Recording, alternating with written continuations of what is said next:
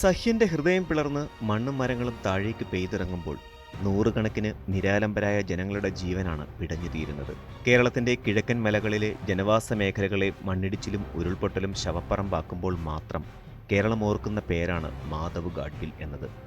പശ്ചിമഘട്ടത്തിന്റെ സംരക്ഷണം ലക്ഷ്യമിട്ട് മാധവ് ഗാഡ്ഗിൽ കമ്മിറ്റി തയ്യാറാക്കിയ റിപ്പോർട്ടിനെ പള്ളിയും പാർട്ടികളും ഒരുപോലെ എതിർത്തപ്പോൾ നഷ്ടമായേക്കാവുന്ന പദവികളെയോർത്ത് പരിതപിക്കാതെ ആ റിപ്പോർട്ട് നടപ്പാക്കാൻ തയ്യാറാകണമെന്ന് ആർജവത്തോടെ പറഞ്ഞ ഒരു നേതാവുണ്ടായിരുന്നു ഈ നാട്ടിൽ. സഹ്യനെ സംരക്ഷിക്കാൻ ഗാഡ്ഗിൽ കമ്മിറ്റി തയ്യാറാക്കിയ റിപ്പോർട്ടിനെ അനുകൂലിച്ചതിന്റെ പേരിൽ പാതിരിയുടെ നേതൃത്വത്തിൽ നടന്ന സ്വന്തം ശവമഞ്ച ഘോഷയാത്ര കാണേണ്ടി വന്ന ഒരു നേതാവ് പി.ടി. തോമസ്.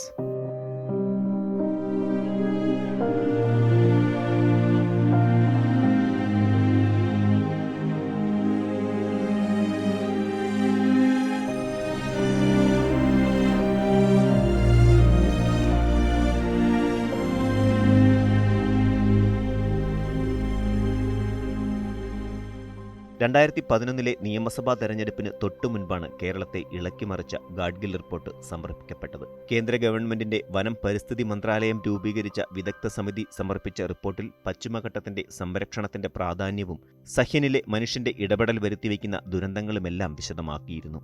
ജൈവവൈവിധ്യ പരിസ്ഥിതി സംരക്ഷണ മേഖലകളിലെ 14 വിദഗ്ധരടങ്ങിയ ഈ സമിതിയുടെ അധ്യക്ഷനായിരുന്നു മാധവ് ഗാഡ്ഗിൽ. ഇടുക്കിയിലാകെ പ്രതിഷേധത്തിന് തിരികൊളുത്തിയ ഗാഡ്ഗിൽ റിപ്പോർട്ടിനെ പിന്തുണച്ചതാണ് പി.ടി. തോമസിന്റെ പിന്നീടുള്ള രാഷ്ട്രീയ ജീവിതത്തെ തന്നെ നിർണയിച്ചത്. ജനകീയ പ്രതിഷേധത്തിനൊപ്പം കത്തോലിക്ക സഭയും ഗാഡ്ഗിൽ കമ്മിറ്റി റിപ്പോർട്ടിനെതിരെ രംഗത്തെത്തി. പള്ളിയും പാർട്ടിക്കാരും ഗാഡ്ഗിൽ റിപ്പോർട്ടിനെ നഖശിഖാന്തമെതിർത്ത് പ്രക്ഷോഭത്തിനിറങ്ങിയപ്പോൾ സമരത്തെ തള്ളിപ്പറഞ്ഞ് ഇടുക്കി എം.പിയായിരുന്ന പി.ടി. തോമസ് രംഗത്തെത്തി.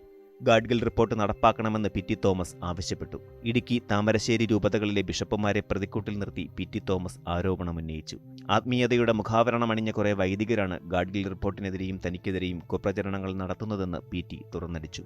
അനധികൃത പാറമട ലോബികൾ, വനം കൊള്ളക്കാർ, ഭൂമി കയ്യേറ്റക്കാർ തുടങ്ങിയ മാഫിയ സംഘങ്ങൾ ഇവർ സാമ്പത്തികമായി ഉൾപ്പെടെ സംരക്ഷിക്കുന്നവരാണ് ജനങ്ങളെ ഇളക്കിവിടുന്നതെന്ന് പ്രസ്താവന നടത്തി. ഇതിന്റെ ഫലം ഇടുക്കിയിൽ നിന്ന് പി.ടി. തോമസിനെ നാട് കടത്തണമെന്ന ആഹ്വാനമായിരുന്നു. അദ്ദേഹത്തിന്റെ പ്രതീകാത്മക ശവമഞ്ചവുമായി ഘോഷയാത്ര നടത്തപ്പെട്ടു. ഈ സംസ്കാര ചടങ്ങിൽ അച്ഛന്മാരും ആത്മായക്കാരും ഭാഗമായി. ശവസംസ്കാരം നടത്തിയതിന്റെ സന്തോഷ സൂചകമായി പോത്തിനെ വെട്ടി ആഘോഷിക്കപ്പെട്ടു. 2016 കോൺഗ്രസ് അദ്ദേഹത്തെ തൃക്കാക്കരയിൽ സ്ഥാനാർത്ഥിയാക്കി. അവിടെ നിന്നും വിജയിച്ച് നിയമസഭയിലെത്തിയ പി.ടി. അപ്പോഴും മാധവ് ഗാഡ്ഗിലിന്റെ കണ്ടെത്തലും മുന്നറിയിപ്പുകളുമെല്ലാം കേരളത്തെ ഓർമ്മിപ്പിച്ചുകൊണ്ടേയിരുന്നു. ഭരണ പ്രതിപക്ഷ വ്യത്യാസമില്ലാതെ മാധവ് ഗാഡ്ഗിൽ റിപ്പോർട്ടിനെ എതിർത്തതിന്റെ കണ്ണീരാണ് ഇന്ന് കാണുന്ന പ്രളയമെന്ന് പ്രളയകാലത്ത് പി.ടി. തോമസ് പറഞ്ഞിരുന്നു. ഗാഡ്ഗിലിനെ വിളിച്ചുവരുത്തി പ്രശ്നത്തിന് പരിഹാരം തേടണമെന്ന് പി.ടി. തോമസ് ആവർത്തിച്ചാവശ്യപ്പെട്ടിരുന്നു. പിന്നീട് എം.എൽ.എ. ആയി നിയമസഭയിലെത്തിയ പി.ടി. തോമസ് ഗാഡ്ഗിൽ റിപ്പോർട്ട് നടപ്പാക്കണമെന്ന് നിയമസഭയിലും ആവശ്യപ്പെട്ടിരുന്നു. എന്നാൽ സ്വന്തം പാർട്ടിയിലും എതിർ പാർട്ടിയിലുമുള്ള എം.എൽ.എമാർ അന്ന് പി.ടി. തോമസിനെ കൂകിയിരുത്തി. ഗാഡ്ഗിൽ റിപ്പോർട്ടിൽ വെള്ളം ചേർത്ത് മുതലെടുപ്പ് നടത്താനാണ് ഭരണകക്ഷിയും പ്രതിപക്ഷവും ശ്രമിച്ചതെന്ന് പി.ടി. തോമസ് കുറ്റപ്പെടുത്തി. മാധവ് ഗാഡ്ഗിൽ റിപ്പോർട്ടിൽ വെള്ളം ചേർത്തതാണ് കസ്തൂരിരംഗൻ റിപ്പോർട്ടെന്നും ഭരണപ്രതിപക്ഷ കക്ഷികൾ ഗാഡ്ഗിൽ റിപ്പോർട്ട് അട്ടിമറിക്കാൻ ശ്രമിച്ചെന്നും അദ്ദേഹം നിരന്തരം പറഞ്ഞുകൊണ്ടേയിരുന്നു. പക്ഷേ സത്യത്തേക്കാൾ, ശാസ്ത്രത്തെക്കാൾ, മനുഷ്യജീവനേക്കാൾ വലുതായിരുന്നു പാർട്ടികൾക്കും പള്ളികൾക്കും തങ്ങളുടെ പിടിവാശി.